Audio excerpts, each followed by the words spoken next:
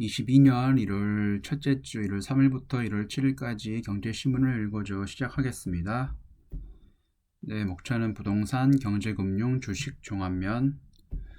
부동산부터 시작하면 용인 리모델링 열기 죽전 상현동까지 번졌다.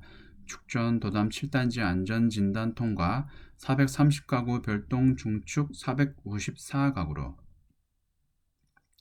리버하임 대주 한신 임시 추진이 상현동 2개 단지 조합인가 받아 용적률 높아 재건축은 힘들어. 용인 수지의 경기 리모델링 열기가 죽전동과 상현동으로 번지고 있다.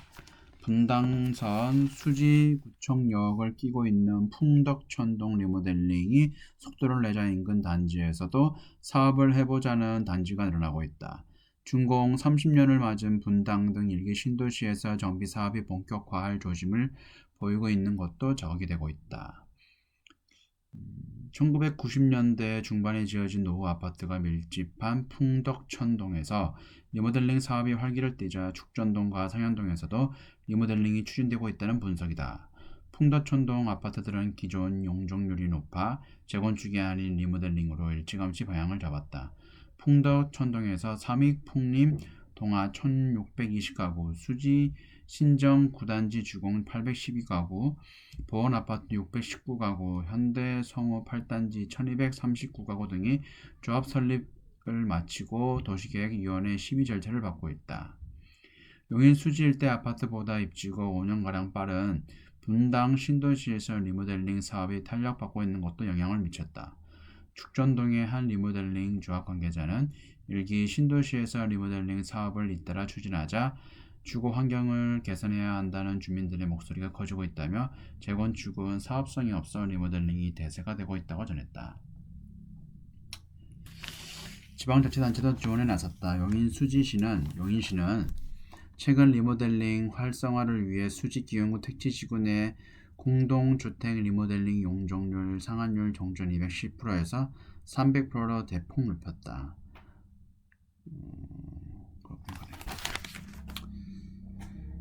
다음 경제금융 주식. 작년엔 전기차, 올해는 자율주행주가 대세. 지난 자율모드 레벨3 상용화 벤츠 올 상반기에 신차 선보여 애플도 2025년 완전 자율차 계획. 국내 부품주들 일제히 상승. 현대오토에버 한 달 새 21% 올라. LG노텍 완도 10%대 수익률.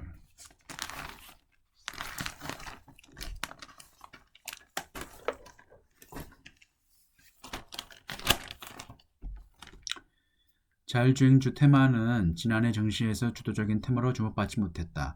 전기자동차에 밀렸고 관련 밸류체인 모호한 이유가 컸다. 자율주행 기술을 둘러싼 표준경쟁도 관련주에 투자하는 리스크로 작용했다. 하지만 전문가들은 올해 자율주행 테마가 증시 주도 업종으로 주목받을 것으로 내다보고 있다.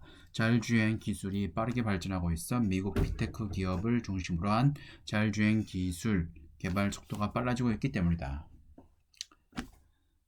4일 현대오토에버는 3.65% 오른 14만 2천 가구로 14만 2천 원의 거래를 마쳤다. 이 회사는 자율주행의 핵심인 첨단 운전자 보조 시스템 ADAS 제어 기능을 하는 소프트웨어를 비롯해 차량에 필요한 소프트웨어를 생산하고 있다. 국내 자율주행 소프트웨어 관련주의 대표격이다. 여기서 현대차 정일선 회장이 현대오토 에버에 대한 주식도 많이 가지고 있습니다.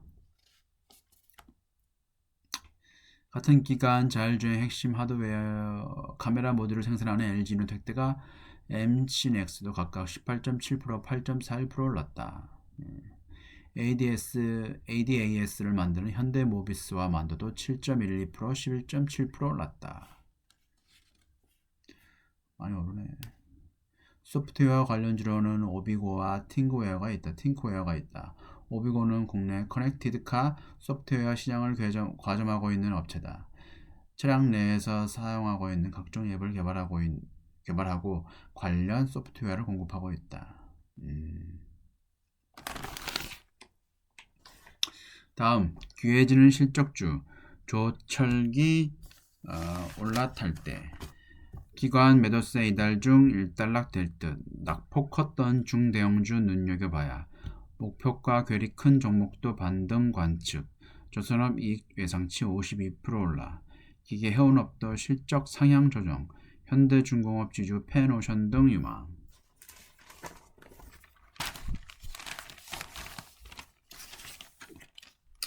그래서 조철기는 조선 철강 기계를 의미하고요. 연초 유가증권 시장에서 기관 투자가들이 연일 주식을 매도하면서 지수가 약세를 보이고 있다. 지난해 배당락일 12월 29일을 기점으로 이달 6일까지 기관은 6조 원가량 팔아치웠다. 전문가들은 연말 배당 차익을 노리고 현물을 매수하면서 선물을 매도했던 기관이 연초 선물을 대사고 현물을 팔아 포지션을 청산하는 움직임을 나타내고 있기 때문이라고 분석한다. 이 같은 매도세는 1월 중순께 일단락 될 것으로 관측된다. 이에 따라 이달부터 남은 1분기 투자 전략에 관심이 모아지고 있다.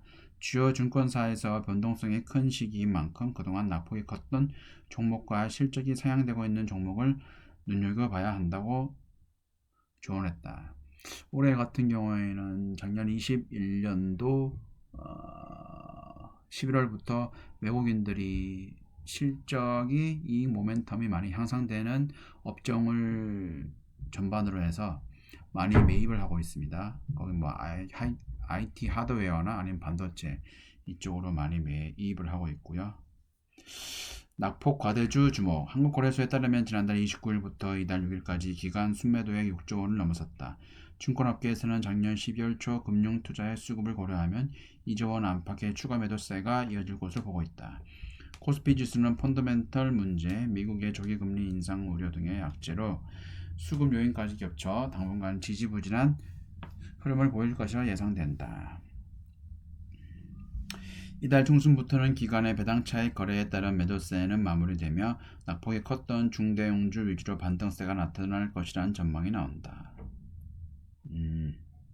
연초에는 기대가 투자자들의 행동에 가장 큰 영향을 미치는 영향이 있다. 이 때문에 작년 유행하지 않았거나 덜 오른 테마 및 업종도 수혜를 볼 수 있다.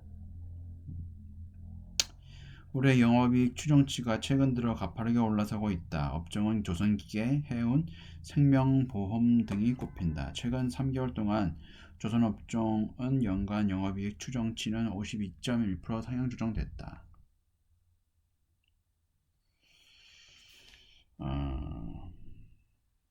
올해도 실적 향상이 조정되고 있는 업종은 조선 생명보험, 철강, 화학기계, 전기장비, 화장품, 제약바이오 등이다.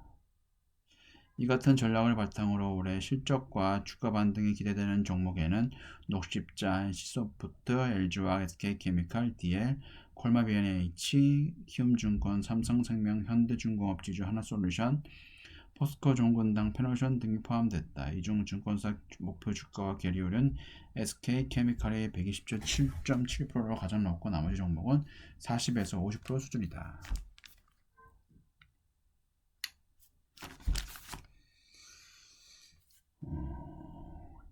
이익 모멘텀이 긍정적인 기업 리스트를 스크리닝 했는데요.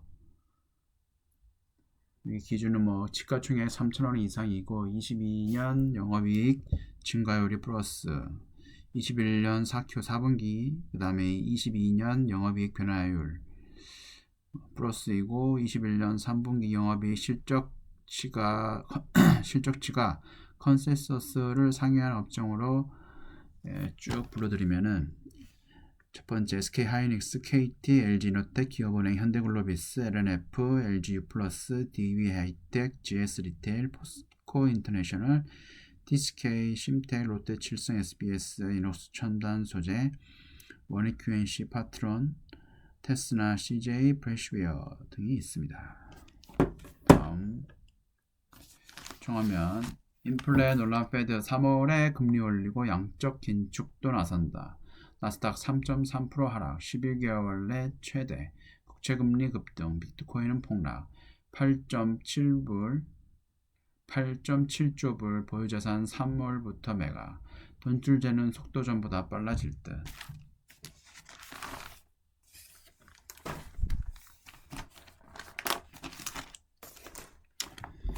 5일 현지 시간 공개된 지난해 12월 미국 연방 공개 시장 준비위원 FOMC 의사록은 세 가지 면에서 시장에 충격을 줬다. 이르면 5월로 전망한 기준금리 인상 시점을 3월로 앞당기고 내년으로 예상해온 양적 긴축을 올해 시작할 수 있다고 언급한 대목이다.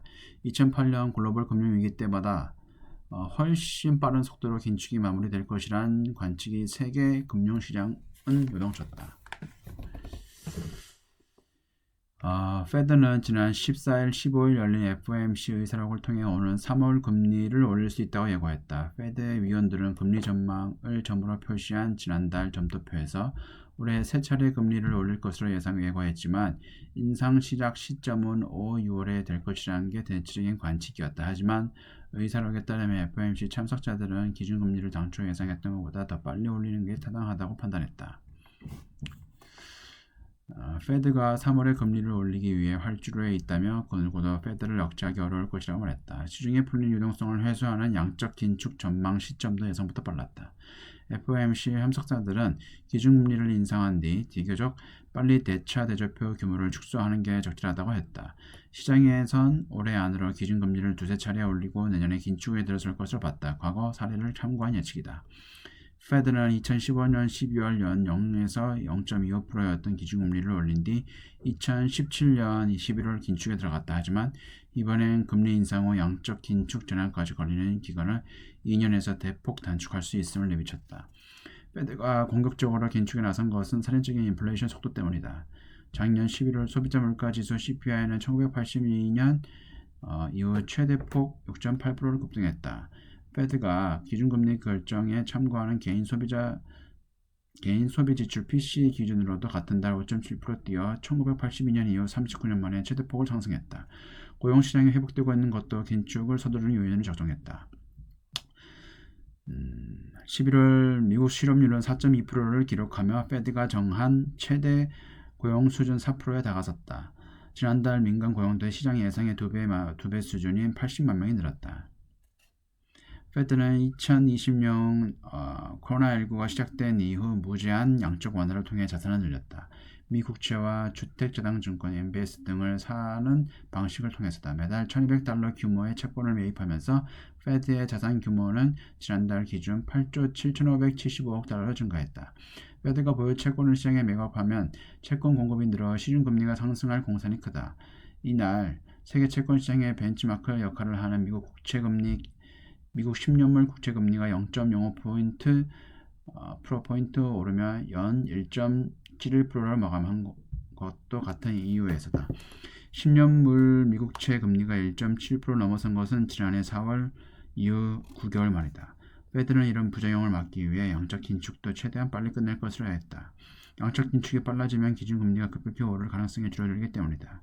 크리스토퍼 윌러 페드 이사도 지난달 2022년 여름까지 양적 긴축을 시작하면 기준금리를 많이 올릴 필요가 없다고 강조했다. FOMC 참석자들은 의사록에서 대차 대조표 축소 정도가 이전 정상화 때보다 빨라질 가능성이 높다고 했다. 페드는 2017년 양적 긴축을 시작해 2019년 10월 종료했는데 이번 긴축 기간은 이보다 짧아질 전망이다. 2008년 글로벌 금융위기 때 제로금리 시작부터 긴축 종료까지 총 11년가량 걸렸지만 코로나19 사태 이후 그 기간은 3년 정도로 단축된다는 얘기다. 페드가 예상을 뛰어넘는 속도로 움직이자 시장은 출렁거렸다.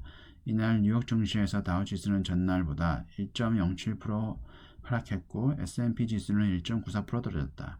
국채금리가 급등하자 나스닥 지수는 지난해 2월 11개월 만에 가장 큰 3.34%의 낙폭을 보였다. 미국 시장에서 암호화폐 비트코인은 8% 넘게 하락하면서 42,000달러대로 주저앉았다. 저도 이더리움을 좀 샀는데 NFT에 관련해서 좀 가장 미래에 오히려 비트코인보다 나을 거라 생각해서 샀는데 지금 많이 하락을 하고 있습니다. 그래서 더 많이 하락을 하면은 그때 물타기를 할 예정입니다. 공급망 혼란 시달린 미 기업들 리쇼어링 속도 낸다. GM 전기차 반도체 공장 확장. 반도체 기업 마이크론 테크놀로지, 칩 연구세살 생산, 연구 생산 시설, 미국의 건립, 정부 유통 보조금으로 유인, 미국과 가까운 멕시코 등의 공장 짓는 니쇼링도 활발. 제목이 그 내용을 전부 다 포함하기 때문에 여기까지 마치겠습니다. 예, 지금까지 시청해 주셔서 감사합니다.